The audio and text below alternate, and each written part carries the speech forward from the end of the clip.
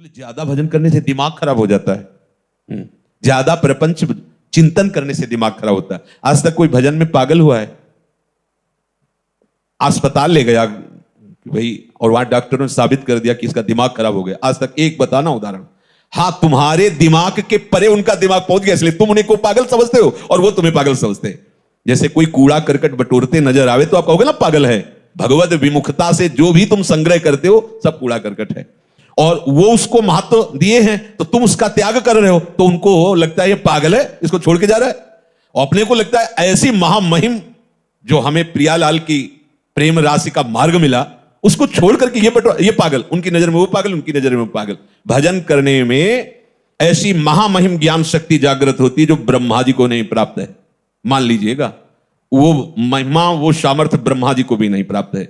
एक भक्त है जो ठाकुर जी को दुलार करके उनके साथ खेलता है, वही ब्रह्मा जी जब देखते हैं कवल लिए हुए बंसी फेट में कांप जाते हैं। जब वैभव देखते हैं, भक्त तो नहीं कांपता ना, उनसे लड़ जाता है। मान लो उनके सखाजन उनसे लड़ जाते है ना, इनका श्रेष्ठ सामर्थ्य, ब्रह्मा से भी श्रेष्ठ सामर्थ्य उनकी है। देखो ना, सब डर रहे हैं। प्रहलाद जी क्या डर रहे हैं क्या प्रभु से? कितनी श्रेष्ठ सामर्थ्य है। अगर किसी कारण से कदाचित क्षण भर के लिए भजन रुक जाए तो उस भक्त को ऐसी व्याकुलता होती जैसे किसी का दम घोटो, सांस बंद कर दो, मुंह बंद कर दो तो कैसा लगेगा, ऐसा उसको लगता है। नाम छूट तद स्मरणेन परम व्याकुल, भजन छूट गया। अब आप लोग देखो अपने हृदय में कैसी उपासना हो रही, जरा इन बातों को पकड़िए। अगर किसी कारण से क्षण भर के लिए भजन रुक जाए तो जैसे क्षण भर के लिए श्वास रुक जाए तो दम घुटने लगती है, व्याकुलता आ जाती है। ऐसे तद विस्मरणेन परम व्याकुलते थी। क्या ऐसा होता है? देख लीजिए आप, सावधान। क्षण भर के नाम छोड़ने के लिए अगर त्रिभुवन की संपत्ति दी जाए तो भी वो जो नाम नहीं छोड़ता उसी को महाभागवत कहते हैं, क्योंकि ये सब मायाकृत है। इसको बैठा लो हृदय में। महत्व बुद्धि ऐसी नाम के प्रति होनी चाहिए। सामने वाला व्यक्ति प्रसन्न होगा तो क्या दे देगा? भक्त का चित्त अनन्य होता है। पहली बात, भक्त भगवद आश्रित होकर के निरंतर भजन परायण रहता है और प्रभु के सुख के विषय में सोचता है। चलो उतनी ऊंची स्थिति नहीं तो इतनी बात मान लेते हैं, प्रभु के आश्रित होकर निरंतर भजन परायणता। अब दूसरी बात, भक्त का चित्त अनन्य होता है, केवल प्रियालाल के आश्रित होता है। ऐसे उपासक का नित्य निरंतर स्मरण होता है प्रिया प्रीतम का। जो अनन्य भाव से मेरे को स्वीकार कर लेता है तो एक क्षण के लिए भी मैं उसके हृदय को छोड़ता नहीं हूं। समझिए, जब प्रभु मुझे पकड़ लेंगे तब कैसा आनंद होगा। अभी तो हम प्रभु के नाम रूप को पकड़ने की चेष्टा करते हैं, तब इतनी हिम्मत आ गई कि संसार के भोगों को ठुकरा कर, संसार के संबंधों की परवाह न करके आगे बढ़ रहे हो। जब आप अनन्य चित्त हो जाओगे, तो यहां कह रहे जो अनन्य हो गया है तो प्रभु एक क्षण के लिए भी उसके हृदय को नहीं छोड़ते, तो उसके हृदय में अपार आनंद, अखिल आनंद, अनंत आनंद स्फुरित हो जाता है। अब उसे कोई गिरा नहीं सकता। तीसरी बात, वो उपासक सब में अपने प्रभु का निवास स्थान देखता है। सब में प्रभु विराजमान है। समस्त जगत मेरे प्रभु का मूर्तिमान स्वरूप है। कैसा आनंद आता है उस उपासक के हृदय में जो सब में अपने प्रभु को देखता है। नाच उठता है हृदय। ये जब तक राग द्वेष है, लड़ाई झगड़ा है, अपना पराया, अच्छा बुरा, यही तो संसार है, यही तो माया है। जैसे बर्फ में जल ही जल है, दूसरा कुछ नहीं है, ऐसे ये जो सब बने हुए रूप है इनमें प्रभु ही प्रभु है, दूसरा कोई नहीं। ये भक्त की दृढ़ निष्ठा, और इसके बिना अधूरा होता है। जैसे नामदेव जी आदि का, बड़े महापुरुषों का प्रसंग कई बार सुन चुके हैं। उसे कचाई मानी जाती है भक्ति की। देखो, कहते निकुंज उपासना में इसकी क्या आवश्यकता है, तो ये क्रूरापि पापिनो न च सताम संभास। ऐसा मत समझो कि ये सिद्धांत निकुंज उपासना में जरूरत नहीं है। बिना इन सिद्धांतों के आगे बढ़ ही नहीं पाएंगे। बोलो, एक उपासक अपने संप्रदाय को श्रेष्ठ मानकर दूसरे शरणागत वैष्णव का अपमान कर रहा है, ये कौन सी रीति है? ये कौन सा भजन हो रहा है? एक आचार्य निष्ठा दिखाने के लिए अपने ही आचार्य के स्वरूप दूसरे संप्रदाय के आचार्य की निंदा कर, ये कौन सा स्वरूप है? अरे जो क्रूर है, पापी हैं, दुष्ट आचरण करने वाले हैं, हमें उनमें भी अपने आराध्य देव को देखना है। फिर औरों की तो बात जाने दो। कोई भी वैष्णव देखते ही चरण धूलि माथे पे रखने की इच्छा हो तब जानना कि तुम्हारे अंदर हरिदासत्व आ रहा है।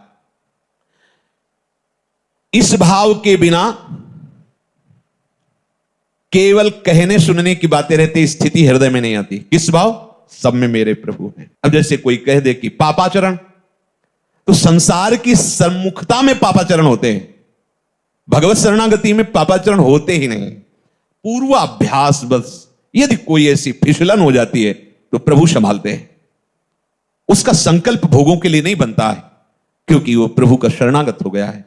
जैसे अंधकार में ही रस्सी का सांप नजर आएगा, प्रकाश में नहीं, ऐसे ही संसार की तरफ जब हम मुख किए होते हैं तब ये पापाचरण की वृत्तियां बढ़ती, और जब हम प्रभु के सन्मुख होते हैं तो फिर निहाल हो जाते हैं। संसार पीछे हो गया, अर्थात जितनी भी भोगाकर्षण वृत्तियां पापाचरण कराती थी वो सब पीछे। अब सन्मुख प्रभु हैं, प्रभु की सन्मुखता में पापाचरण नहीं होता है। तो जो हमसे अब हो रहा है वो मेरे प्रभु की प्रेरणा से हो रहा है। ये तीन बातों के बाद तब चौथी बात ये कही गई। तीन बातें ध्यान रखिए, ये केवल बात पकड़ ली और पीछे की तीन नहीं तो झूठे। पहली, प्रभु की शरणागत भाव को स्वीकार कर निरंतर भजन परायण। दूसरी, प्रभु के सिवा कोई अन्य आश्रय नहीं, एक भरोसा, एक बल, एक आस विश्वास, अनन्य चित्त। जब अनन्य चित्त है, अन्य है नहीं, तो पापाचरण कैसे बनेगा? तीसरी, संपूर्ण जगत में अपने भगवान की भावना, अपने आराध्य देव की भावना। अब किससे पाप करेगा? विचार की। ये बात अज्ञानी जन पकड़ लेते हैं, कहीं की बात कहीं का। एक क्रम है हर बात की, एक स्थिति है। बोले प्रभु के बिना पत्ता नहीं हिलता, तो मैं जो पापाचरण व्यभिचार नीच काम करता हूं प्रभु कराते हैं। पीछे की बात तो पकड़ी नहीं ना, आगे की बात पकड़ ली। तो प्रभु की ही कृपा से अगर वो हो रहा है तो उनकी ही कृपा से नरक भी बना है, उनकी ही कृपा से दंड विधान होता है, उनकी ही कृपा से भयंकर रोगों की सृष्टि हुई है। आओ इस कृपा का पान करो। ज्यादा चतुराई करोगे तो चतुर शिरोमणि से निकल नहीं पाओगे, वो ऐसे फंसा देंगे। देख लो, ये चौथी बात कही गई है। पहले तीन स्वीकार करो तो चौथी में अपने आप आ जाएगा कि हरि यंत्र की भांति मुझे चला रहे हैं, मेरे द्वारा जो भी भजन साधन हो रहा है प्रिया प्रीतम की कृपा करा रही, मेरे में तो किंचन मात्र सामर्थ्य नहीं है। जल के रस, चंद्र सूर्य के तेज, आकाश के शब्द, पृथ्वी की गंध, अग्नि की दाहिका शक्ति, वायु की धारणा जीवन शक्ति, जीव के जीवन, पुरुषों के पुरुषत्व, बुद्धिमानों के बुद्धि, तेजस्वियों के तेज, ज्ञानियों के ज्ञान, मनुष्यों के मन, सब सामर्थ्य इन्हीं से आती है, प्रभु से आती है। सबका मूलाधार, शक्ति का केंद्र प्रभु है। ऐसे अव्यय, अनादि, अनंत शक्तिमान प्रभु को अपना समर्पण करके भक्त प्रतिपल देखता है, वो मुझसे करवा रहे, वो बुलवा रहे, ये गवा रहे, ये कहीं अपने को नहीं देख पाता, अपनी सुधि ही नहीं रहती। जब समस्त शक्तियों के दाता प्रभु है तो आप में किंचन मात्र कहीं अपनापन नहीं दिखाई देना चाहिए। अपने में मैं ऐसा बोल लेता हूं, मैं ऐसा कर लेता हूं, मैंने ये किया, मैंने वो संभाला। ध्यान रखना है, बहुत सूक्ष्म बात है, आम के अंतर्गत की। जब सूर्य का तेज उन्हीं से मिला है, सूर्य को, चंद्र को उन्हीं से मिला है, आकाश को जो शब्द मिला उन्हीं से मिला है, अग्नि में जो दाहिका शक्ति उन्हीं से मिली है, तो आप में जो कुछ सद्गुण है, जो सामर्थ्य, वो किससे आई है? अरे इन बड़ों बड़ों को उन्हीं से मिली है, तो आपको भी उन्हीं से मिली है। स्वीकार कीजिए। स्वीकार करने मात्र से आपको दर्शन होने लगेगा कि प्रभु के द्वारा मैं संचालित हो रहा हूं, मैं अहंकार या माया के द्वारा संचालित नहीं हूं। तमेव शरणम गच्छ सर्वभावेन भारत, तत्प्रसादात् पराम शांति स्थानम प्राप्स्यसि शाश्वतम। जो बिहारी जी की शरण में हृदय से हो जाता है, सही पूछो कुछ करने की जरूरत नहीं। कह रहे तत्प्रसादात् पराम शांति। इसीलिए हम सावधान करते रहते, किसी का भरोसा ना होने पावे। नहीं, अपने पास कोई तपस्या बल वृत्ति, साधना बल वृत्ति नहीं है, हम सब केवल एक कृपा के आश्रित हैं। अगर किसी अन्य का भरोसा हो गया, अन्य का आश्रय हो गया तो चूक हो जाएगी। हमारा लोक परलोक गति सदगति जो भी है, हमारी गति मति एकमात्र केवल भरोसा प्रियाजू से, बस। और इसी से बेपरवाह रहते हैं, और बेपरवाह रहिए, यहां कभी चूक नहीं हो सकती। हमारे अहम में चूक ही चूक है, और यहां कभी चूक नहीं हो सकती। करुणा कर उदार, राखत कछु नसार। इसलिए बात पकड़े रहना। कांप जाना अगर अन्य भरोसा होने की बात आवे कि पूरा का पूरा हमारा तो संविधान ही खत्म हो गया। इसमें किसी भी व्यक्ति का कभी कोई बल आश्रय मत ले लेना, चाहे वो सोने की पूरी महल बनवा दे, आश्रय इतना भी अगर डिगे तो गए। बस आप समझ लो, हमारी जो भगवत प्राप्ति की दहाड़ है वो केवल इनके भरोसे से है। एक एक शब्द वाणी का मनन करने पर यह बात कह रहा हूं, इस शरीर की चिंता नहीं करनी, पोषण भरण न चिंत कराएं, और भगवत प्राप्ति की भी चिंता नहीं करनी। वो प्रभु कह रहे हैं, मैं स्वयं तत्प्रसादात पराम शांति स्थानम प्राप्स्यसि शाश्वतम। शब्द पकड़ लीजिए, कोई यहां साधन वर्णन नहीं कर रहे। तमेव शरणम गच्छ सर्वभावेन, सब भावों से एक बिहारी बिहारिन की शरणागति स्वीकार कर लो, वो आपको पकड़ करके चलाना। ऐसे चलो, ऐसे चलो, कृपा करके वो आपको सद्मार्ग में चलाकर महात्मा बना देंगे।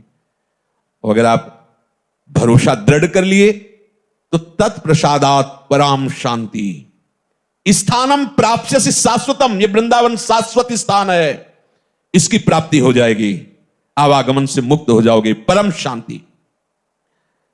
अब चौथी बात है कि अपने प्रभु को सबसे बढ़ करके मानना। तो हम बाहर तुरंत खोज करने लगते हैं, अंदर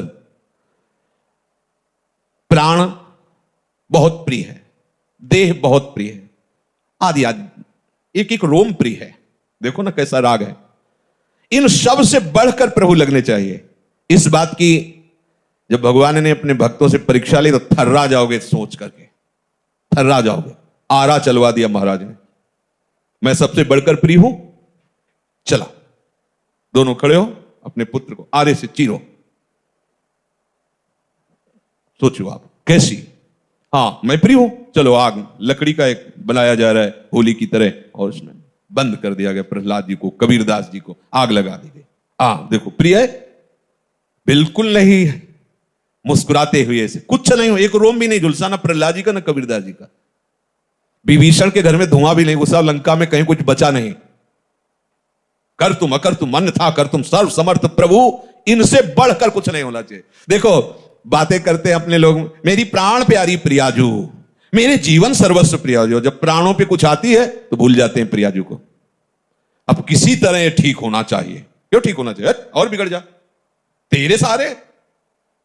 अरे मैं साधन हूं, साधन क्या है? सर्वेश साधन वरिष्ठ चिरम निरा, राधा राधा, मरते दम तक यही हमारी पी पी पी पी पुकारता रहता है पपीहा, इसीलिए उसे प्रेमियों में उदाहरण दिया जाता है। कुछ नहीं, राधा राधा राधा। इसके लिए हम भजन थोड़ी कर रहे हैं, ये हमारा प्रीतम थोड़ी है, इसके लिए जीवन थोड़ी समर्पित है। जीवन तो जीवन के लिए समर्पित, हमारे जीवन श्यामा श्याम। चौथी बात, अपने आराध्य देव से बढ़कर कुछ नहीं होना चाहिए। देखो क्या है आपके पास, बहुत कुछ है, बस आराध्य देव नहीं है और सब कुछ है। देख लो, आराध्य देव सबसे बढ़कर के है कुछ। देव भक्तों की देखो दशा देखकर, स्थिति देखकर लगता है फांसी का फंदा गले में है, पीछे से पशुओं की तरह उनको बलात् घसीटते हुए ले जा रहे हैं। एक बार विट्ठल जी से आंख मिला लेना तो फिर फांसी पे चढ़ा देना। आप राजी हो? बस मृत्यु उनके लिए खिलौना है। सबसे बढ़कर प्रभु को मानना यह है प्यार। खाल खींच दी गई शरीर की, मार कुड़ो, हरि बोल। अपने में अपनापन देह का है, भोगों का है, कहां प्रभु का है? अगर प्रभु का है तो फिर परेशानी क्या है? सारी परेशानी तो देह राग में होती है। सही दवाई मिल जाए, अनुकूल आदमी मिल जाए, अनुकूल वास मिल जाए, अनुकूल परिस्थितियों मिल जाए, सबसे प्यारे तो प्रभु है, उनका स्मरण करने, जो चाहे जैसा चाहे वो व्यवहार करवावे। अब तो ये वस्तु उनके नाम हो गई, मदन गोपाल शरण तेरी आयो। अब तो आ गए निज चाकर घर जाया, अब जैसे रखो जैसे। ये बहुत काम की बात है अपने लिए। प्रभु से बढ़कर हमें कोई और प्यारा नहीं होना चाहिए। अगर यह बात है तो कभी विस्मरण कैसे हो सकता है? क्योंकि जो बहुत प्यारा है उसी की तो याद आती रहती है। क्या परवाह, सब परेशान है देह भाव को लेकर। हम भजन करना चाहते हैं पर भजन नहीं कर पा रहे। कैसी चाहते है? तुम्हें भूख लगती है, तुम ऐसा बोलो कि भूख लगती पर मैं भोजन नहीं कर पाता, प्यास लगती पर मैं पानी नहीं पी पाता। तो आप बोलो फिर ऐसा कि भजन करना चाहता हूं पर नहीं कर पाता, तो मानो। लेकिन भोग भोगना चाहते हो तो भोग लेते हो, भूख लगती है तो भोजन का, और पानी तो पानी, लेकिन भजन तो कैसी चाहत तुम्हारी, केवल व्यर्थ की बातें। प्रेम मार्ग में प्रीतम एक ही चुना जाता है, अनेक नहीं। समस्त प्रियतमों के प्रीतम हमारे प्रिया प्रीतम है। इनका वर्ण कर लिया अब अपनी कोई परवाह नहीं रहनी चाहिए। आगे कह रहे हैं, जिसने पांचवी बात स्वीकार कर ली वो प्रपंच से बहुत ऊपर उठ गया। अब कोई प्रपंच का प्रभाव उसके ऊपर नहीं पड़ेगा। पांचवी बात है अपने प्रभु पर पूर्ण विश्वास करके निश्चिंत हो जाना। ये खास बात आ गई। पर ये एक बात नहीं, पीछे चार और बातें हैं, पकड़ते रहना। क्योंकि अपने लोग क्या है ना कि जो ऐसे कर दी और ऐसे पकड़ के फिर बोलने लगते हैं। आपने सत्संग में कहा था जो कराते हैं सब प्रभु कराते हैं, फिर आप हमें डांट क्यों रहे हैं? तो पीछे और उसकी भी बात थी ना भाई। कोई बात को आप तभी निर्णय करने के अधिकारी हैं जब आसपास उसके पूरी बात पता हो। आगे की बात नहीं जानते, पीछे की बात नहीं जानते, बीच का शब्द निकाल लिया और आपने सत्संग में कहा था जो कराते हैं प्रभु कराते हैं, तो उसके पहले की स्थिति पढ़ो, सुनो, उसे धारण करो, तो आपको भी हृदय में आ जाएगा आप प्रभु कराते। फिर उस स्थिति में जब आओगे तो कोई अपराध बनता ही नहीं, कोई पाप बनता नहीं। जब सब जगह अपना प्रभु दिखाई दे रहा, हर समय प्रभु की स्मृति हो रही, प्रभु के सिवा कोई हमारा है नहीं, प्रभु के सिवा कोई सबसे प्यारा हमारा कोई और है ही नहीं, तो अपराध कैसे बन सकता है? जब शरीर प्यारा है तभी तो अपराध बनते हैं। जब प्रीतम प्यारे हैं तो अपराध नहीं बनता, जगत मंगल होता है उसके द्वारा। जब तक प्रभु पर पूर्ण विश्वास नहीं होता, श्रद्धा नहीं होती, तब तक उसका भजन प्रयत्न होता है। समझना, अपने लोग इसी कोटि में हैं, भजन का प्रयत्न हो रहा है, रसास्वादन नहीं हो रहा। जब रसास्वादन शुरू होता है तो प्रयत्न खत्म हो जाता है। काहू के बल भजन को काहू के आचार, व्यास भरोसे को चातक की तरह एक मात्र अपने आराध्य। अब वो भजन स्वरूप हो गया, अब करता नहीं रह गया, प्रयत्न नहीं हो रहा। रोम रोम और रग रग बोले तब कछ स्वाद नाम को पावे। इसी हृदय में वृंदावन प्रकाशित हो गया। जिधर देखता है वही वृंदावन की कुंज निकुंज, वही प्रिया प्रीतम। ना कोई व्यक्ति दिखाई देता है, ना वस्तु दिखाई देती, ना स्थान दिखाई देती, फिर भी इस भाव की ऐसी महामहिमा कि वो संसारिक व्यवहार करते भी नजर आता है। ये सामर्थ्य नित्य निरंतर, एक क्षण के लिए भी संग से विलग नहीं, फिर भी व्यवहार की चेष्टाएं चल रही। देखो आचार्य महापुरुषों को संपूर्ण वैसे ही व्यवहार चल रहा है। देखो ना गोपी जनों को संपूर्ण व्यवहार चल रहा है, और प्रेम की सबसे ऊंचाई पर बैठे हुए महापुरुष। इस मार्ग में एक कदम भी आगे नहीं बढ़ा जा सकता जब तक विश्वास दृढ़ नहीं होगा। अपने लोग लगता है कि बहुत मेहनत कर रहे हैं, बहुत दौड़ भाग, काफी आगे आ गए हैं, लेकिन पीछे जब मुड़ के देखोगे तो लगेगा जमीन पे ही वहीं हम उछल कूद रहे हैं, अभी कदम आगे। महापुरुष जन देख रहे हैं। जब तक यह विश्वास नहीं आता तब तक बेपरवाही नहीं आती। बेपरवाही नहीं आती तो कदम नहीं बढ़ते। इस मार्ग की कदम है बेपरवाही। आप न चीने न लाज तीन लोकन की, न वेद को कहो करे, न संक भूत प्रेत की, न देव जच्छते डरे, सुने न कान और की, दृश्य न और इच्छा। कैसी महामहिम स्थिति, लोक रीति, कुल रीति, वेद रीति। जय हरिवंश। आप न्योछावर स्वामिनी जी के मुस्कान के ऊपर और वो अनंत उत्साह लिए हुए दौड़ पड़ा निकुंजेश्वरी लाडली जी के चरण सेवन के लिए। आप कौन रोक सकता है? बस बात इतनी ही है, पूर्ण विश्वास, पूर्ण अपनापन। बिना इस विश्वास के भक्ति रंग नहीं लाती। गोस्वामी जी कह रहे, बिन विश्वास भगति नहीं, ते बिन द्रवहि न राम, राम कृपा बिन जीव सपने लह न विश्राम। विश्वास किससे होता है? बात आई संपूर्ण विश्वास। विश्वास किससे होता है? बोले जो गुरु आज्ञा का पालन करता है। इसीलिए चाहे सुविरंच सम होई, गुरु बिन भवनिधि तरह न कोई। अगर आप गुरु आज्ञा पे हैं तो उनकी दृष्टि आप में बदलेगी, उनकी दृष्टि आप में आएगी, और फिर उनकी दृष्टि से निरखि नयन हरि। अब विश्वास हो गया। निकसि कुंज ठाढ़े भये, भुजा परस्पर अंश, श्री राधा वल्लभ मुख कमल निरखि। कहां से? बोले नयन हरिवंश। अब उन्होंने दृष्टि दी, अब देख रहे हैं, अब विश्वास हो गया। बिना देखे कैसे विश्वास हो? बिन जाने न होए परतीति, बिन परतीति होए नहीं प्रीति। बिना जाने विश्वास कैसे हो जाएगा? हमारा परिचय तो हो। तो बोले वो परिचय कैसे होता है? गुरु आज्ञा का पालन करने से गुरु प्रसन्न हुए और अपनी दृष्टि दे दी। तो नीरख नयन हरिवंश क्या? निकस कुंज ठाढ़े भय भुजा परस युगल। अरे कितना महासुख, इतने लाडले। ये जो कहा जाता है ना कि करोड़ करोड़ मोक्ष न्योछावर हैं, ये ऐसे थोड़ी निकलता है। वो मोक्ष पद को ठुकरा कर बढ़े हुए महापुरुष है। अभी तो आप कुछ चंद्र सुख सामग्री को ठुकराने में हिचक रहे हो, और मोक्ष सुख का अधिकारी वो होता है जो समस्त ब्रह्मांडों का त्यागी होता है। और ये तो मोक्ष सुख को ठुकरा रहे हैं। इतना बड़ा प्रेम। अगर कह दे कि मोक्ष सुख को जानते नहीं है, तो मोक्ष सुख प्रदान करने की सामर्थ्य वाले महापुरुष बोल रहे हैं। ये कोई ऐसे थोड़ी बोल रहे हैं कि मोक्ष का परिचय नहीं। जैसे कोई कहे क्या जाने मोक्ष का परिचय नहीं। महाप्रभु तो नित्य श्री जी की सहचरी ही है, और प्रबोधानंद पाद जी तो काशी से ही आए थे। न जाने कितने लोगों को मोक्ष पद पर प्रतिष्ठित कर दिया सन्यासी बना के। और जब वृंदावन की लाडली जी के चरणारविंद का रंग चढ़ा, तो वृंदावन महिमामृत में कई जगह आया है, थुतकी कृत्य, थूक दो मोक्ष के ऊपर, ऐसा ये सुख है। लाडली जो मुस्कुराती हुई, नूपुर झनकारती हुई, प्रीतम की तरफ चितवन, और दोनों युगल। कौन है ये? बोले मोक्षाधिपति परमानंद, रसो वैशाय परम रस है। अरे उपासक के हृदय में जो सुख होता है वो मोक्ष में कहा है। तभी कहते महाप्रभु विभेम कैवल्य। मुझे तो भय लगता है, मोक्ष की बात मत करो, मुझे भय लगता है उससे। निर्भय पद है मोक्ष, निर्भय पद। और आचार्य चरण के मुझे भय, क्यों? मैं लाडली जी से एक सेकंड के लिए भी दूरी बर्दाश्त नहीं कर सकता। मोक्ष की क्या बात है? यू वृंदावन सिमनि कश्चन घनाश्चर्या किशोरी मणिस तत्कंकर रसामृताधि परम चित्ते न में रोचते। प्रभु के मिलन में देर नहीं है, हमारे विश्वास की पुष्टता होने में देरी है। विश्वास हो गया, बस बात बन गई। खंभे से निकल पड़े प्रभु, खंभे से, कुत्ते से प्रकट हो गए प्रभु। विश्वास हो जाए, भांग के सिलबट्टा से धन्ना जी ने प्रभु को, सिलपिल्ले बाई पत्थर के टुकड़े में भगवान साक्षात्कार कर लिया। गुरु के वचनों पर दृढ़ विश्वास कि ये भगवान है। देखो दृष्टि दी गुरु ने, भगवत साक्षात्कार हो गया। हम सदैव आचार्य शास्त्र और गुरु आज्ञा के अंतर्गत, पहली बात प्रभु के शरणागत होकर निरंतर भजन का प्रयास करना। दूसरी बात अन्य कोई आश्रय न होना, अनन्य चित्त होना हमारे जीवन में, अनन्यता का बहुत। तीसरी बात, जितनी भी क्रियाकलाप हैं मेरे प्रभु के द्वारा हो रही हैं, ऐसा अनुभव करना।